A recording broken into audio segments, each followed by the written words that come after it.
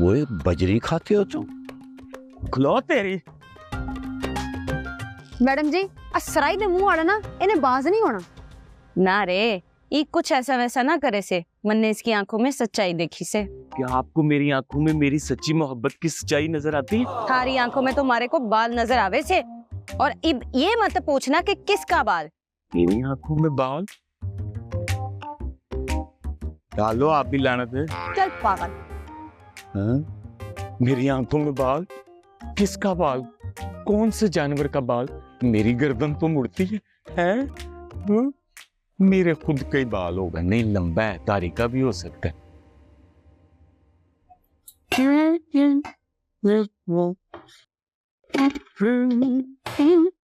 खैर है, आज फिर सुबह सुबह किचन में। अब तो किंजा बेटी आ गई है। किंजा भाभी ने ठेका उठाया हुआ सारे काम करने का। एक वो सारा दिन थाने में मसरूफ है, फिर घर आके खाना भी बनाए।